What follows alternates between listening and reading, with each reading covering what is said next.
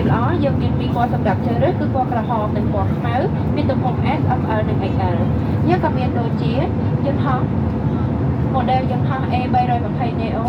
ដែលស័ក្តិសមសម្រាប់ដាក់នៅកន្លែងធ្វើការនិងតាំងទៅតាមទីអាកាសគេអថាក៏បានដែរ